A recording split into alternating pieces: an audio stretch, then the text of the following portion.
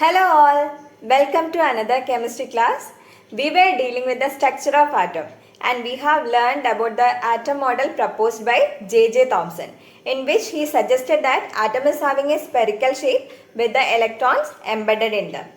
And he also said that it is having a spherical shape with the positive charge and the whole mass distributed uniformly all over the atom, right? So today we are going to learn about another atom model that is suggested by Rutherford, and it is Ernest Rutherford. So that model of atom is also known as nuclear model of atom. What it is? Nuclear model of atom. So nuclear model of atom suggested by Ernest Rutherford. And he suggested this model after carrying out an experiment, and that experiment is known as Guilfoyle experiment or alpha scattering experiment.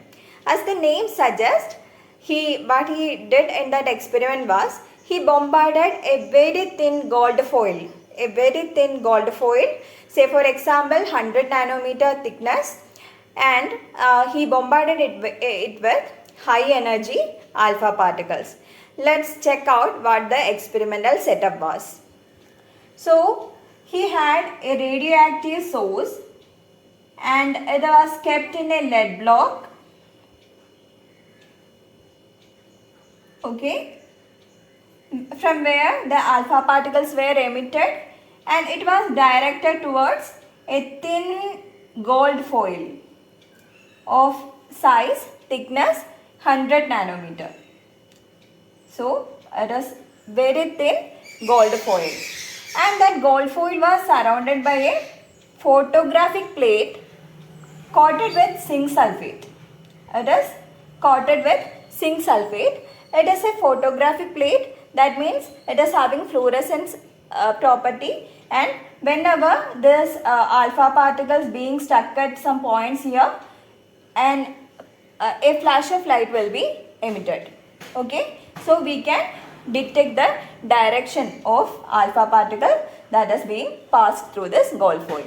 So this was the experimental setup with which he conducted the experiment. Okay, yes, so let's check out what he done here. So this radioactive source is having a high stream of alpha particles emitted from it, and it is directed towards the thin gold foil, and we can detect the alpha particles passing through this using this zinc sulfate screen. Okay, so whenever it is struck, there will be a flash of light. So he was expecting to have this alpha particles passing through the thin gold foil without much deviations, because according to the J.J. Thomson's model, the mass and positive charge are uniformly distributed, right? And it is having a high energy alpha particle source, so it will be passing through the foil without much deviation. So it will be slowed down and pass through the gold foil with small deviations. It was the expected outcome of the expected observation of the experiment. But what they observed was really surprising. For their surprise, only a small amount of alpha particles were deflected with small angles. A very few alpha particles were deflected with small angles, and most of the alpha particles passed through the foil without any deviations, like this.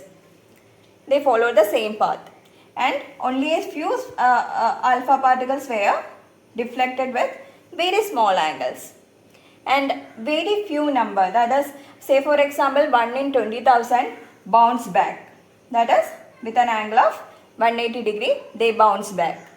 So based on these observations, he had some conclusions. When he conducted this experiment and have these observations, he concluded that most of the part of the atom is, that is, most of the space in an atom is empty, because we have already seen here that much of the alpha particles pass through the foil without any deviations, right? So most of the space in an atom is empty, and The second observation was only a few alpha particles were deflected with small angles, right? So there must be such a large repulsive force in a very small volume. So he concluded that since alpha particles is having positive charge, the positive charge of the atom is concentrated to a very small region, very small volume, right? And then a very few alpha particles were bounced back because of the same reason, that is most of the mass and positive charge of the atom is concentrated to a very small volume, and that region will be having a radius of about 10 raised to minus 15 meter when the atom's radius will be 10 raised to minus meter. For easy understanding, let's assume that atom is having the size of a football court, then that middle portion, the center of the atom where the positive charge and the whole mass is concentrated, it will be having a size of a football. Okay, yes. So with this conclusions, he had some postulates, he framed some postulates, and that suggests that atom is having much space empty in it, and positive charge and whole mass is concentrated to a very small region, and he named it as nucleus. What it is? It is nucleus. And in the second postulate, he suggested that the electrons are revolving around the nucleus in circular paths. And he named it as orbits. It is orbits. It is much similar to the solar system, right? Where the planets are revolving around the sun. Similarly, the electrons are revolving around the nucleus in circular paths. And it is that circular paths is known as orbits according to Rutherford. So this model is also having a name, that is planetary model, since it is having similarity with the solar system. So it is also having the name planetary model. Okay, yes, and the electrons and nucleus are bound together with an electrostatic force of attraction. So the nucleus is having positive charge and the electrons are having negative charge, and they are bound together with an electrostatic force of attraction. So that's all about the structure of atom according to Rutherford. Let's check out what were the drawbacks of this model. Okay. So as he suggested, the electrons are moving around the circular paths around the nucleus, right? And since these electrons are moving in a circular path, at each instant the direction will be changing, right? The direction of the electron is changing, that is the direction of velocity is changing. So that particle is accelerating, right? So the negatively charged electrons while moving in the circular paths gets accelerated. According to Maxwell, whenever a charged particle is accelerating, it will be emitting radiation. So it is emitting radiation when it is moving in a circular path. The electrons will be emitting radiations, that is a form of energy. So at the end it will be losing its energy and the orbit will be shrunk and the electron should fall into the nucleus, right? Thus the atom would collapse, that is it will not be having any stability.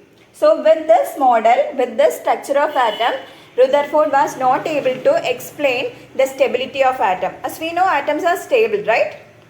So Rutherford was unable to explain why it is stable with this structure, where he suggests that electrons are moving in circular paths around nucleus. Okay. So another drawback was, he said nothing about the distribution of electrons in this circular paths.